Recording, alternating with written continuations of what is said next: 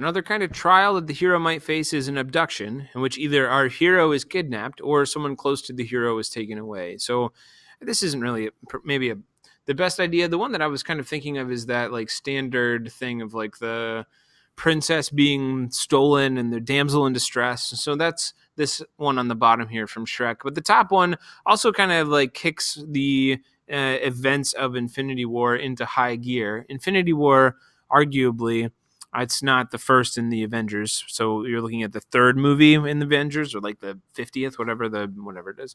But that the point of the Avengers at that point in the story is definitely, I think we'll see where we are in the Avengers in just a little bit, but we're definitely still in the initiation phase of kind of their larger hero's journey story. So when Doctor Strange gets stolen and then abducted, literally, like into space, it kicks off a different kind of trial than if that hadn't have occurred.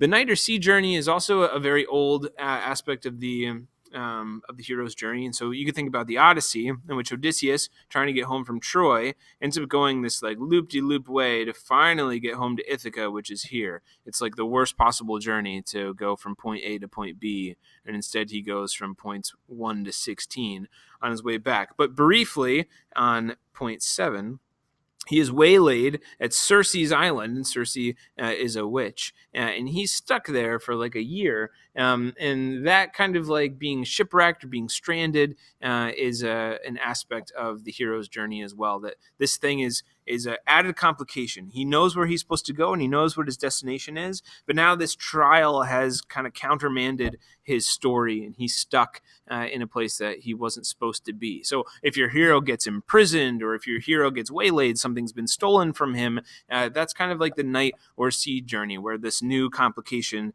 takes him away from his initial focus.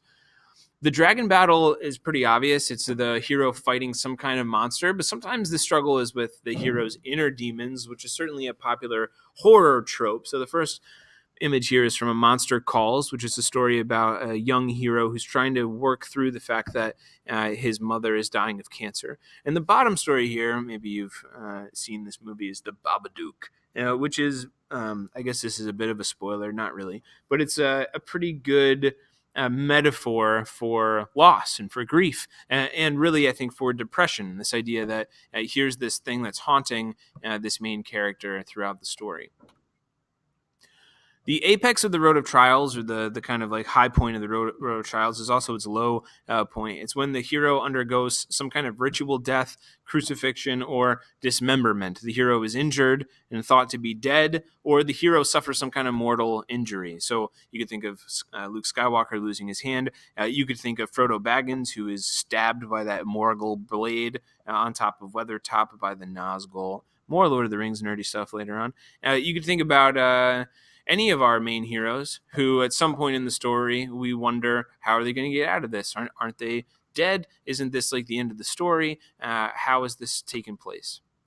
So this is kind of like the bottom of the circle. It's the low point, certainly emotionally, as well as in the story, trying to figure out how we're going to get out of this issue. And so Campbell offers a few ways of resolution. Some of your stories will follow these one by one, and not all of our hero stories are going to use every one of these elements. But the 4 that you can use, or that often occur in these hero stories, are the meeting with a goddess or a marriage, an atonement with a father, an apotheosis, or the ultimate boon.